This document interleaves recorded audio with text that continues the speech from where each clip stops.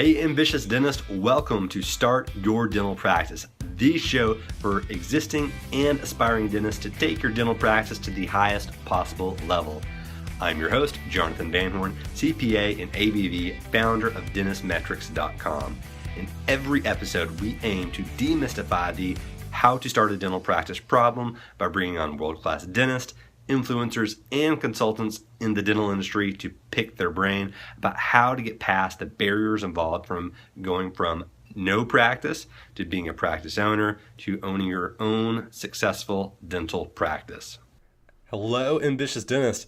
Today we're going to have a self-hosted podcast. Sorry that I've been out of touch. You may have noticed we've had a couple of weeks of no episodes. After tax season, I've taken a little bit of time off to spend with my family and to kind of just, get to know them a little bit since I haven't gotten to see them in the past few months. So I apologize. We're a little bit behind on getting some podcast out. We're going to attempt to get out as many as we can in the next few weeks, try to get a little bit back on schedule. But as of right now, this is the only podcast that's going to be in the cooker for a little while. So guys, I hope you'll bear with me. So today's episode's a really good one, I think. We're going to talk about the customer experience or patient experience, which, if you remember, one of my first podcast episodes was with Dr. David Moffat. If you haven't heard that one, it's a really good follow-up to this episode. So be sure to go back in and listen to that to see how specifically different things can be applied within a dental practice to make sure your patients have a very, very good experience. So what is today about? Again, I already kind of teased it. It's about the patient experience, but my family and I, we went to Disney World this last week, about a week ago. We went for a week after tax season. The idea was, let's take some time to relax and enjoy the family. Haven't gotten to spend a lot of time with you guys, so I'm going to disconnect from the business, turn my phone off, have an autoresponder set up on my email, have my voicemail say, sorry, I'm with my family. We'll get back to you as soon as possible. I did a really good job of disconnecting from the business. However, Disney World, as it turns out, is not the most relaxing place on earth. There is, trying to go, we have a 3-year-old and a 7-month-old. She's almost 3. She'll be 3 in June. So we went with the family, and my gosh, it is stressful. It's like the moment you wake up to the moment you go to sleep, you're trying to get as much stuff in as possible because there's just so much stuff to do. And you're not really there for you. You're there for your kids, but at the same time, if you got really young kids, that the really young kids aren't getting a whole lot out of it except for whatever you put in front of them. So you're stressed out with that. If you've got little kids, they're just stressful in general. So we were, just going at a breakneck speed every day of wake up at 5 or 6 in the morning, trying to get up, get the bags packed, get the stuff ready so that the kids would be able to get up out of bed, get them dressed, and then go to whatever we have planned throughout the day. And that level of stress, it's kind of insane because you walk around and there are thousands and thousands and thousands of people that are subjecting themselves to that stress each and every day. And we went in one of the supposedly the least busy times of the year. When we were there, it felt like it was busy, but I overheard a staff member saying that they're at about 50% capacity, so it wasn't as busy as it could be. So very interesting. And I said, I kept thinking to myself, why do people subject themselves to this level of stress? Why do they try to come here as a treat for their family to get away from things just to come and deal with these pressures, spend thousands of dollars for these experiences? And that's when I realized that's what it's for. That's the reason they're spending all that money, is because of the experience. Yes, there is stress, but Disney has done such a fantastic job of strategically attempting to eliminate as much of that stress as possible. So that's what we're going to talk about a little bit more today. Some of the things that Disney has done that I think are really neat. And so I think it's going to be an interesting episode. What Disney does so well is they've got this logistical nightmare. Think about a dental practice. You've got, between 5 and 20 employees, and sometimes it probably feels like the world is on fire. You just can't get anything done. Things are going crazy. It's hard to balance a bunch of things. And then think about just the scale a massive amount of scale of employees that are at someplace like Disney World. It's insanity. I mean, they probably have thousands of employees working every day. That means that there's got to be people scheduling them. There's got to be people that are, managing the people that are doing the schedule for the employees. There's, ticket sales. There are capacity issues. There's food services. There are cleaning people. There are janitors. There are so many people involved in that world. Every single logistical issue that could come up in Disney World just seems to be taken care of for the family. So to start at the beginning, whenever you register for Disney World to go to Disney World, whenever you sign up, they send you this really great package to effectively congratulate you on making this really smart decision of coming to Disney World to have this experience. Now, I'm not saying that everyone out there should do this, but think about that. If you were to sign up to go see a medical practitioner to register for it, and you got a package in the mail saying, we're so excited for you to be able to come today.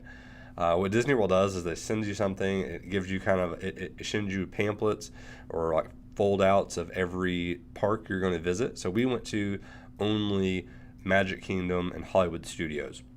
So we got a little box in the mail, a couple weeks after registering, and in that box it had, basically a Van Horn family, get ready, you're going to get to go to Disney World. It was, in marketing, there's a term for that. I can't remember what it's called directly, but basically what it is, it's a hype up thing. It's trying to get you to be excited about the decision that you'd made, the commitment you'd made.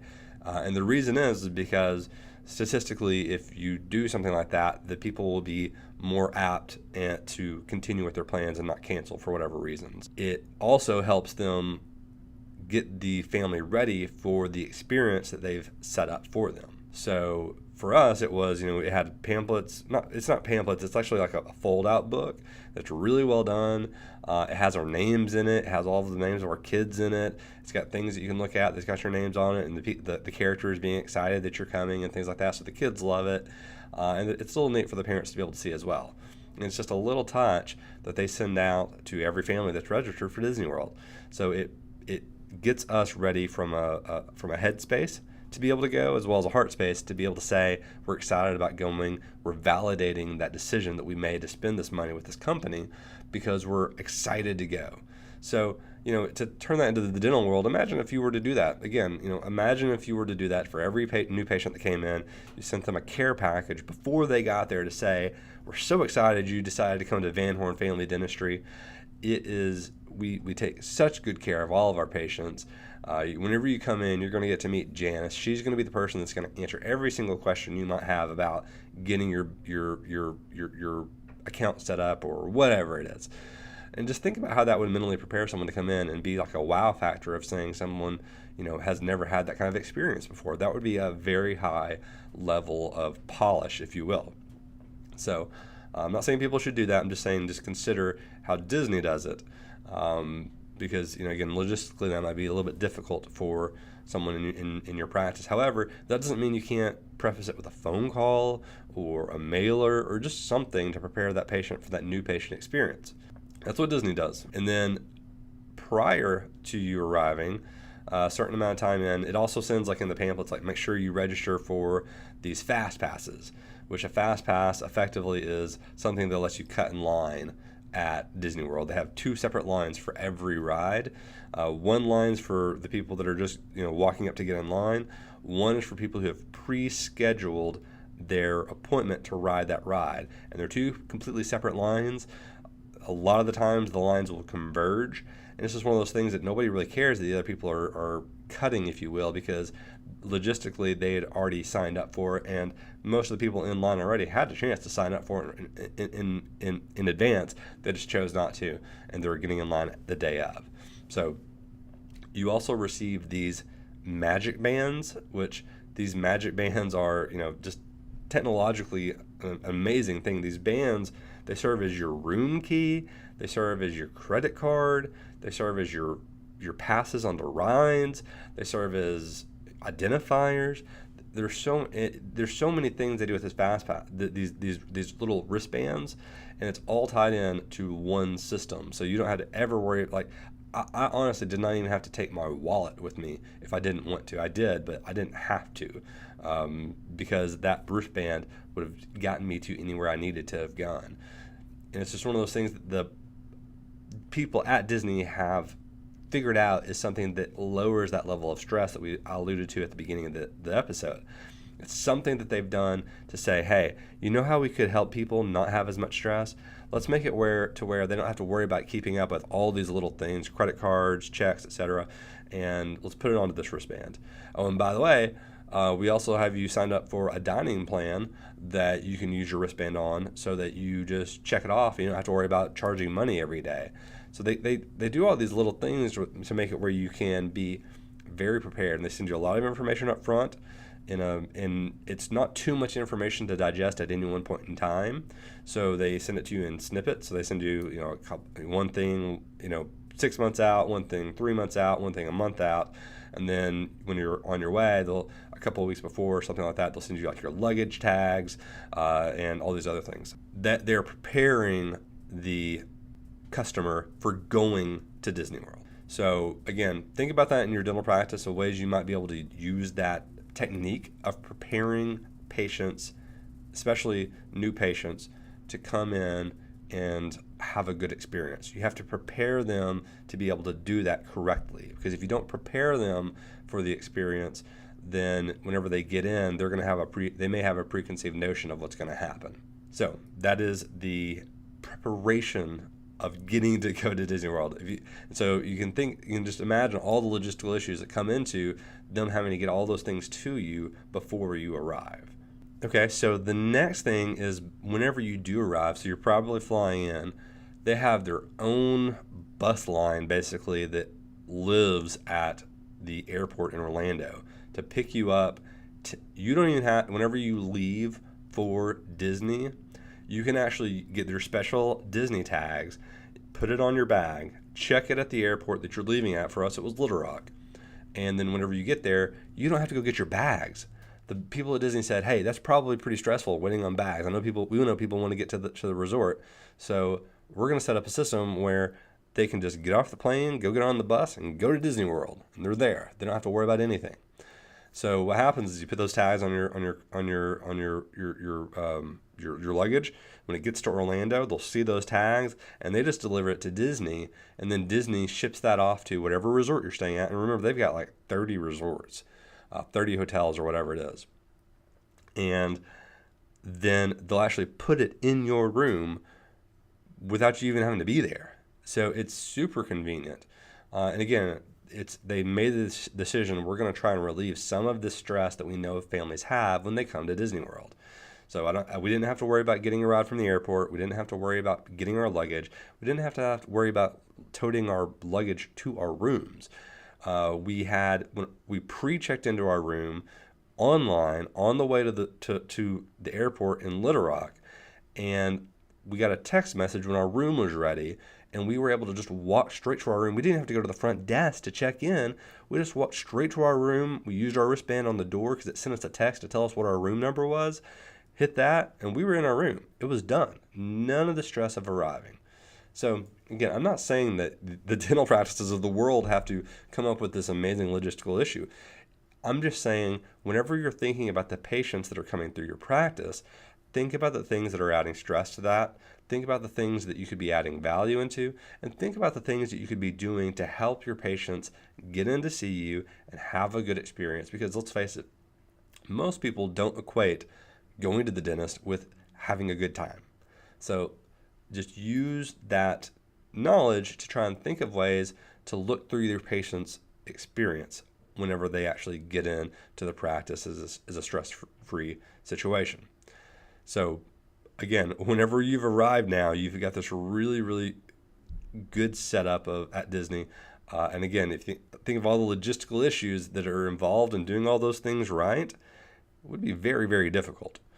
But I'm telling you, if Disney at that massive of a scale can figure these things out, on a small scale, we can figure it out too in dental practices. Okay, so the next thing I want to talk about is the employees at Disney. The employees at Disney are to me, like a philosophical, logistical, managerial, psychological anomaly. Like, I can't believe they have so many employees, and so many of them are so phenomenal. So I did a little bit of research on how Disney does this, and I was going to read you a little bit of what their employee engagement is for Disney. So they say that, and this is from Disney's website, that there are 4 interconnected processes that define an organization's culture: employee selection, training, care, and communication. Each is crucial to creating and nurturing a culture of excellence.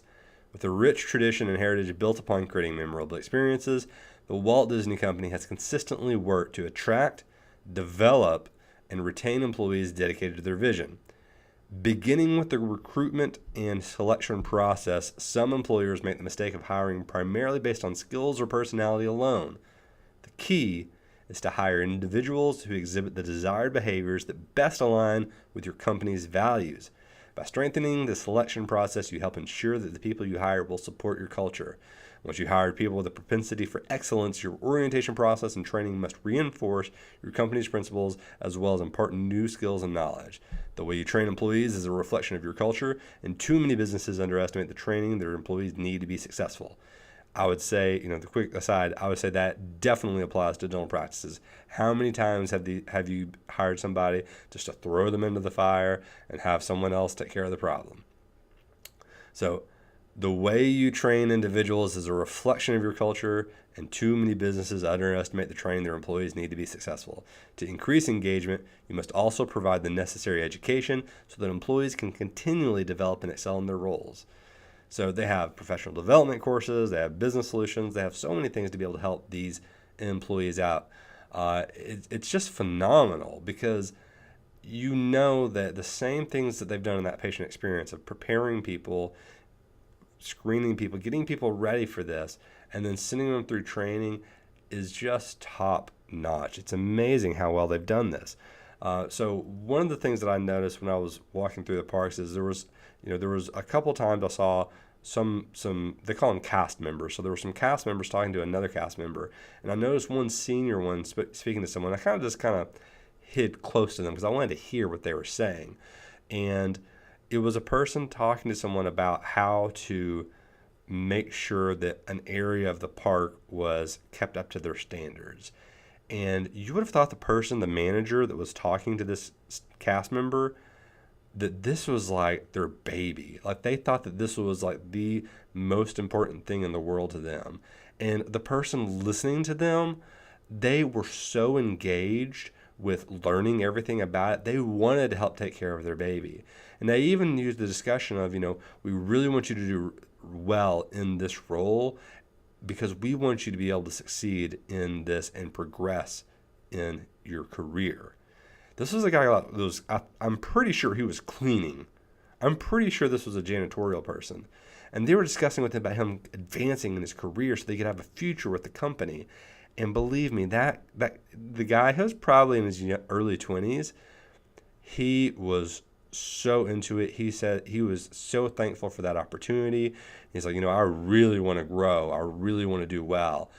And I just thought, this is a guy that's going to be cleaning the streets of this place where, some rapscallion has dropped, a candy bar wrapper, or a kid's dropped a cup, or, so something's going on.